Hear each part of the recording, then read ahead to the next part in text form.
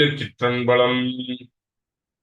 பாலும் தெளிதேனும் பாகும் பருப்பும் இவை நான்கும் நான் கலந்து உனக்குத் தருவேன். கோலம் செய் துங்கக் கரிமுகத்து தூமணியே, நீ எனக்கு சங்கத் தமிழ் மூன்றும் தாம். எல்லாமல்ல அருள்மிகு வடிவுடைய நாயுடன் நமர் பாண்டி கொடுமுடிநாத திருவடிகளையும், எல்லாமல்ல சிவகாமி மீண்டும் நமர் கூத்தப்பெருமானுடைய திருவடிகளையும் மனமொழிமைகளால் வழங்குகின்றேன்.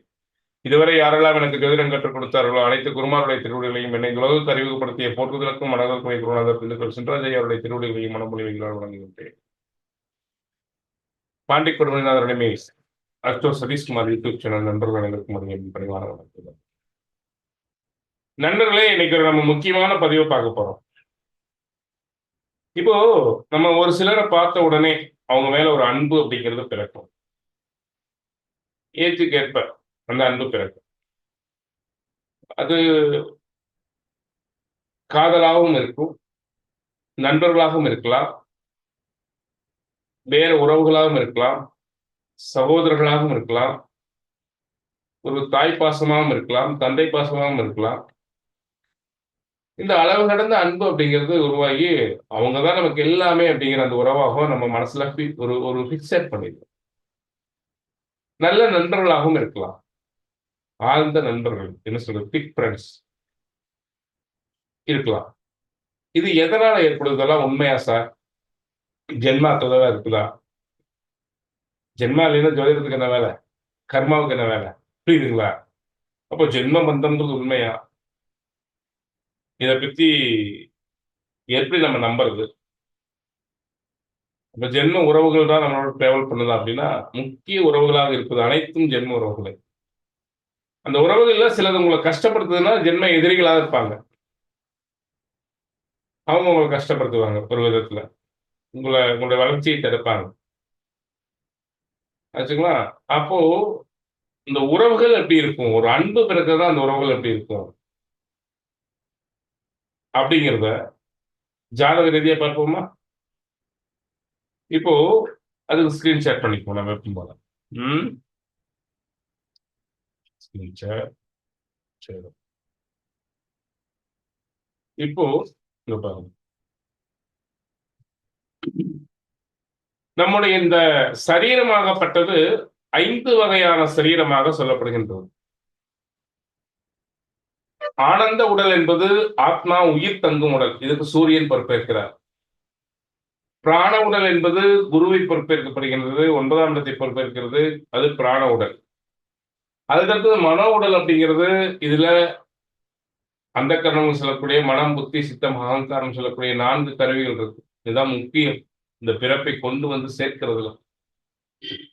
மனம் சந்திரன், அகங்காரம் செவ்வாய், அதே மாதிரி புதன் புத்தி, சித்தம் புத்தி புதன். அதுக்கு அடுத்தது காற்றுடம்பு 10 வாயுக்களால் ஆனது. இந்த காற்றுடம்புக்கும் ஆள் மன உடம்புக்கும் நடுவில் ஒரு லேயர் இருக்கு, அதுதான் வெளி மனசு. அதுக்கு அடுத்தது இந்த அன்னமய உடல் சொல்லக்கூடிய ஸ்தூல உடல் சொல்லக்கூடிய ஸ்தூல உடல். இந்த உடல் தான் நம்ம ரத்தமும் சதைகளால் ஆன உடல். இப்போ நாம இறந்து போய் போகும்போது இந்த அன்னமய உடல் தான் மறையுது. அதுக்கப்புறம் பிராண உடல் சொல்லக்கூடிய காற்றுடம்பு கொஞ்ச நாள் அப்படியே டிராவல் பண்ணிட்டு அதுவும் மறைஞ்சு போயிடுது இந்த பூமியில இருந்து. மீதி இருக்கக்கூடிய உடல் சொல்லக்கூடிய ஆள் மனம் உடல் சித்தம் சொல்றோம் அல்லவா, அந்த சித்தத்துல நீங்க பார்த்த எல்லா விஷயங்களும் பதிவாயிரும். இங்க பழகின எல்லா விஷயங்களும் பதிவாயிரும். இங்க இங்க யார பார்த்தீங்க, என்னென்ன செஞ்சீங்க, எந்தெந்த இடத்துக்கு போனீங்க, அந்த இடம் பூரா பதிவாயிரும். அதனால ஒரு சில இடத்துக்கு போவோம், ஒரு சில இடத்துக்கு போன உடனே அந்த இடத்த எங்கேயோ பார்த்த மாதிரி இருக்கும், எப்பவோ வந்த மாதிரி இருக்கும். ஆனா அது எப்போன்னு நீங்க யோசிச்சு பார்த்தா தெரியாது. அந்த இடத்தோடு உங்களுக்கு தொடர்பு இருக்கிறத காட்டும், அந்த இடத்தோடு நீங்க தொடர்பு பெற்ற மாதிரி உணர்வீங்க. அந்த இடத்துக்கு ஏற்கனவே நம்ம வந்திருக்கிறோம்னு மாதிரி தெரியும், ஆனா எப்ப வந்தோம் எப்ப பார்த்தோம்னு நமக்கு நினைவுல வரும். இந்த ஃபீல் ஏதாவது ஏற்பட்டிருக்கும் அல்லவா? இது ஏற்பட்டிருக்குன்னா வெளியே போனா கட்டாயம் ஏற்பட்டிருக்கும். அப்போ ஒரு இடத்த பார்த்த மாதிரி ஃபீல் ஏற்பட்டிருக்கும், அது எங்கேயாவது வாழ்க்கையை ஒரு முக்கியமான அங்கங்கள்ல உணர்ந்திருப்போம். அந்த உணர்வு என்பது நமக்கு வந்திருக்கும். அந்த உணர்வு தான் நம்முடைய பூர்வ ஜென்ம வாசனை. அப்படித்தான் நம்ம பழகிய நபர்களும், இவரை எங்கேயோ பார்த்திருக்கிறனே, இவருடைய பூ பேசியிருக்கிறனே, இவரை எங்கேயோ பார்த்திருக்கிறனே அப்படிங்கிற மாதிரி இந்த உறவுகளை சந்திக்கும் பொழுது அவர்களோடு பல நாள் பழகின மாதிரி ஒரு டிராவல் பண்ண மாதிரி ஒரு ஃபீல் இருக்கும். ஏன்னா சித்தத்தில் அந்த பதிவு இருக்கும். நீங்க பூர்வ ஜென்மத்தில் அவரோட பழகி இருப்பீங்க. அது எந்த உறவா வேணாலும் இருக்கலாம். உங்களுக்கு லவரா இருக்கலாம், உங்களுடைய நெருங்கிய தோழன் தோழியா இருக்கலாம், உங்களுடைய சகோதர உறவா நினைக்கிறவங்களா இருக்கலாம், ஒரு தாயா தந்தையா நினைக்கக்கூடியவங்களா இருக்கலாம், எக்ஸெட்ரா எப்படி வேணாலும் இருக்கலாம். இது என்ன சொல்றேன்னா, ஒரு ஒரு தவறான இல்லீகலான ஒரு உறவு ஏற்படுதுனா கூட அதுவும் அப்படித்தாங்கிறான். அவங்க காலம் முழுக்க அவங்களோடவே இருக்கிறாங்க. ஒரு மறைவான உறவு அப்படின்னு சொல்றோம் அல்லவா? அந்த உறவுல ஒருத்தருக்கு ஒருத்தர் அவங்களும் ஒரு ஒற்றுமையா வாழ்றாங்க அப்படின்னா, அவங்க கூட அந்த பூர்வ ஜென்ம பந்தமே அப்படின்னு சொல்றோம் சாஸ்திரங்கள். அப்போ நமக்கு பூர்வ ஜென்ம பந்தங்கள் அப்படிங்கிறது அதுதான் நம்மளோட டிராவல் பண்ணுது. ஏன்னா நமக்குள்ள பதிவாகக்கூடிய சித்தம்ங்கிற பதிவு கருவியில அது ஏற்கனவே அவங்கள பற்றிய நன்மை தீமை எல்லாமே உங்களுக்கு அவங்களுடைய செயல்பாடு, அவங்களுடைய விருப்பங்கள், செயல்பாடுகள் அனைத்தும் பதிவாயிருது. அதை நீங்க பார்த்து பார்த்து பார்த்து இவங்க எப்படித்தான் பார்த்த உடனே நீங்க ரோல் பண்ணக்கூடிய அளவுக்கு உங்களுடைய ஸ்ட்ரென்த் கெபாசிட்டி இன்னைக்கு. இந்த உறவுகளாக கணவன் மனைவி வரும் பொழுது ரொம்ப வாழ்க்கை சந்தோஷமா இருக்கும். அதுக்கு அடுத்த நிலையில தோழன் தோழியா வரும்போது ரொம்ப சந்தோஷமா இருக்கும். அதுக்கு அடுத்த நிலையில சகோதர உறவுகள் ரொம்ப சந்தோஷமா இருக்கும். தாய் தந்தையும் அப்படி கிடைச்சா சந்தோஷம். இப்படி உறவுகளை நம்ம எப்படி இனம் காண்றது? அதுல காதல்களா வரும்போது சில கிரகங்களுடைய இணைவுகள் சேர்ந்திருக்கும். அது இன்னொரு பதிவுல பார்ப்போம். அதே மாதிரி ஒரு இதுக்கு அப்பாற்பட்ட உறவுகளாக வரும்போது அதிலும் சில கிரக இணைவை பார்க்கணும். ஆனா அவங்க ஜென்ம பந்தமா தான் இருப்பாங்க. ஆனா அந்த ஒருத்தருக்கு தான் இருப்பாங்க. அவங்கள தவிர வேற ஒருத்தருக்கு நினைக்க மாட்டாங்க. அதுவும் ஒரு அதர்மத்திலேயும் தர்மம் இருக்கும். அதர்மம்னு சொல்ல முடியாது. இறைவன் அவங்களுக்கு அப்படி கொடுத்திருக்காங்க ஒரு உறவை. அப்படிதான் இருக்கு. அது அதர்மம்னு சொல்ல முடியாது. இறைவன் அப்படி ஒரு உறவை கொடுத்திருக்கான். அவ்வளவுதான். அப்ப இந்த உறவுகள் எங்கே நிர்ணயிக்கப்படுகிறது? உங்களுடைய பூர்வ ஜென்ம பந்தத்தில் நிர்ணயிக்கப்படுகிறது. சரி, அதை எப்படி நம்ம இனம் காண்றது ஜாதகத்தை வச்சு அப்படின்னு பார்க்கும்போது, ஒரு ஆணின் சுக்கிரன் என்ற இடமே எந்த ராசியில எந்த நட்சத்திரத்தில் நிற்கிறானோ அதே லக்ன புள்ளி பெண்ணினுடைய லக்னமா வர்றது சிறப்பு, இல்ல அந்த ராசியே லக்னமா வர்றது சிறப்பு. இவர்கள் ஜென்ம உறவுகள், ஜென்ம பந்தங்கள் என்று சொல்லப்படுகின்றது. அதே போல இவர்களுடைய நட்பு அப்படிங்கிறது ரொம்ப இதா இருக்கும். ஏன்னா சுக்கிரன் அப்படின்னாலே மமகாரம் என்று பொருள். மமகாரம்னு என்ன? அகங்காரம் நான் என்பது செவ்வாய். மமகாரம் இவள் என்னுடையவள் என்பது.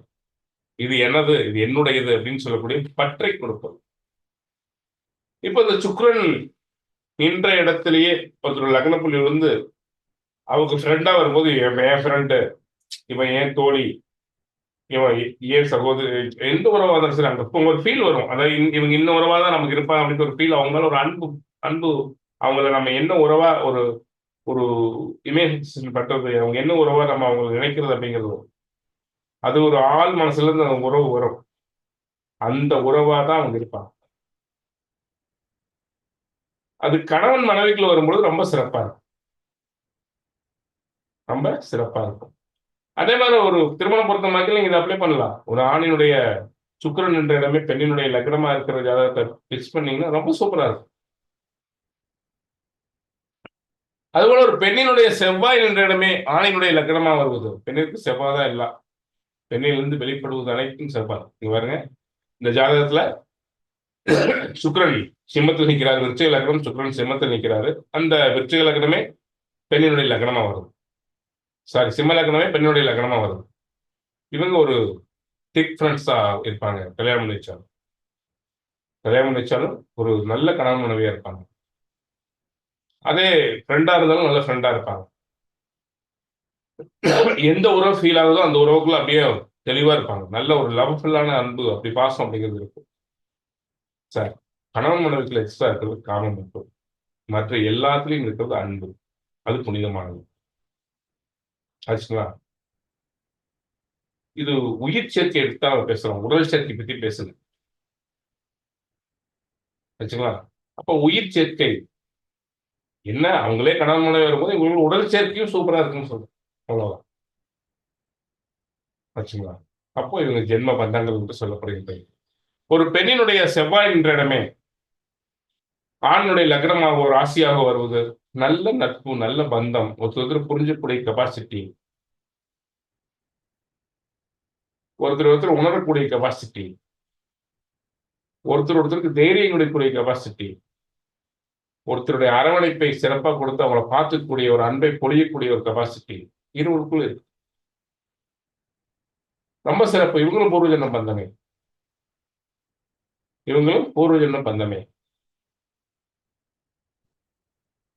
அடுத்தது இந்த ஜாதகத்துல பாருங்க, செவ்வாய் துலாத்தில் இருக்காரு இந்த பிள்ளைக்கு. அதே சாரி ரிஷபத்தில் இருக்காரு. அதே ரிஷபமே ஆணினுடைய லக்னமா இருக்கு. ஆணினுடைய லக்னமா இருக்கு. இந்த மாதிரி வருவது என்பது மிகவும் சிறப்பு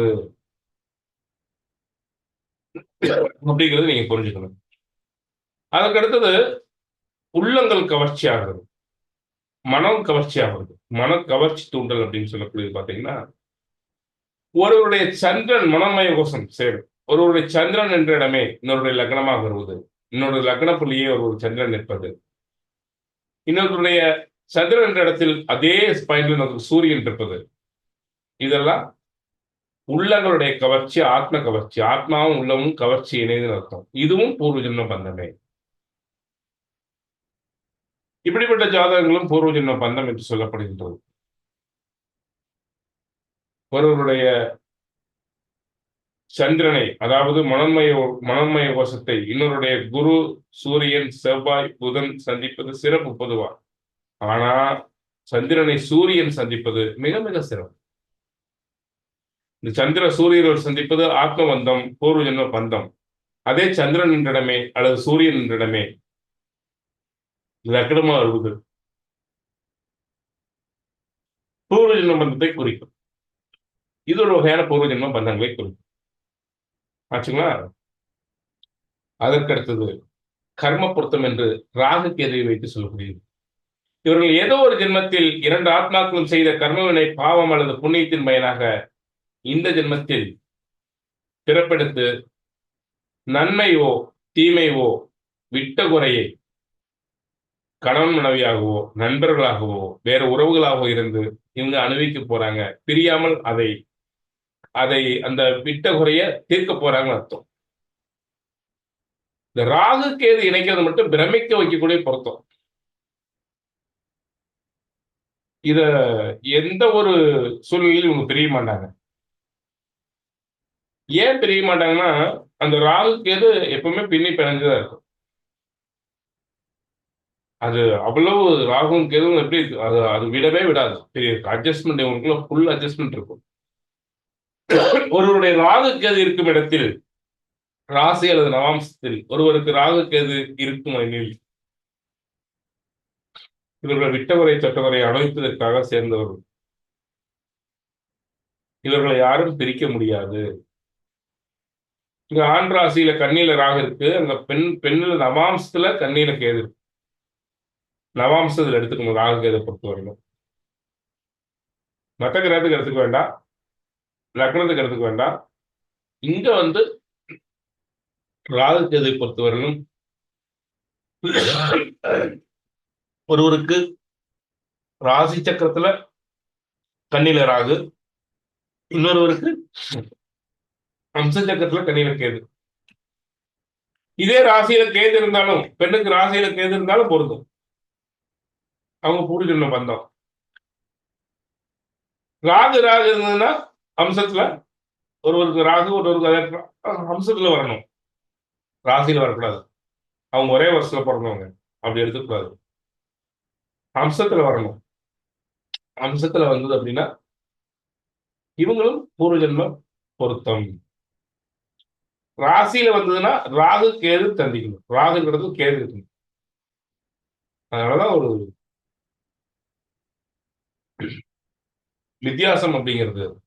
இந்த 2 கிரகங்களும் சேரும் பொழுது அற்புதமான ஒரு பொருத்தத்தை, ஒரு நட்பை, புரிந்து கொள்ளக்கூடிய, ஒருவருக்கா ஒருவர் சேர்ந்து வாழக்கூடிய நட்பை, ஆழமான காதலை, கணவன் மனைவியா இருந்தா ஆழமான தாம்பத்தியத்தையும் காதலையும் அள்ளி கொடுக்கின்றது என்பது புரிஞ்சுக்கங்க. இப்போ ரூல்ஸ் என்ன? சுக்கிரனிடமே லக்ன புள்ளியா வருவது, பெண்ணின் செவ்வாயினிடமே லக்ன புள்ளியா வருவது, ராகு கேது ராசி நவாம்ஸ்ல மாத்தி தலை இருக்கிற இடத்துல பாலும் வாழ இருக்கிற இடத்துல தலையும் சேர்ந்து சந்திப்பது, ஒருவருடைய சந்திரனிடமே லக்னமா வர்றது, ஒரு சந்திரன் இடத்துல ஒரு சூரியன் இருப்பது, இதெல்லாம் பூர்வ ஜென்ம தொடர்புகளை குறிக்கின்றது என்பதை நீங்க குறிச்சுக்கணும். இவர்கள் முக்கிய பந்தங்களாக வரும் பொழுது வாழ்க்கை இனிமையாக இருக்கும் என்பதை புரிஞ்சுக்குங்க. இந்த மாதிரி பந்தங்கள் ஒரு மனிதனுக்கு ஏற்பட்டு விட்டா அவன் கொடுத்து வச்சவன் சந்தோஷமா இருக்கலாம். பெண்ணுக்கு கிடைச்சாலும் அந்த பெண்ணு சந்தோஷமா இருக்கலாம். கடவுள் தான் இப்படிப்பட்ட அமைப்பை ஒரு மனிதனுக்கு கொடுக்கணும். நம்மளோட நெருங்கி உறவா இருக்கக்கூடிய எந்த நட்பையும், நம்ம மேல அக்கறை உள்ள எந்த நட்பையும் காயப்படுத்தாம இருந்துட்டா போதும். சண்டைகள் வரலாம், சங்கடங்கள் வரலாம், ஆனால் காயப்படுத்தாமல் அவர்களை அரவணைத்து, என்ன சொல்றது, விட்டு கொடுத்து நம்ம போயிட்டு இருந்தோம் அப்படின்னா இன்னொரு ஜென்மத்தில் இந்த நட்புகளே நம்முடைய ஆழ்ந்த நம் வாழ்க்கையில் வரக்கூடிய உறவுகளாக வரும் என்பது ஐயப்பாடு எதுவும் வேண்டாம். இது என் வாக்கல்ல, மகாகவி காளிதாசருடைய வாக்கு ஆச்சுங்களா. கட்டாயம் இதை நீங்க உணர்ந்திருப்பீங்கன்னு நினைக்கிறேன். மீண்டும் இன்னொரு பதிவில் உங்களை சந்திக்கும் வரை உங்களிடமிருந்து விடைபெறுவது பாண்டி குடும்பத்தினருடைய ஆஸ்ட்ரோ சதீஷ்குமார். மண்ணில் நல்ல வண்ணம் வாழலாம் வைகளும் என்னை நற்கதிக்கு யாரும் ஒரு குறைவில்லாமல் அனைவரும் சிறப்புடன் வாழ வேண்டும் என்று எல்லா மனிதர்களை பிரார்த்தனை செய்கின்றேன். நன்றி, வணக்கம்.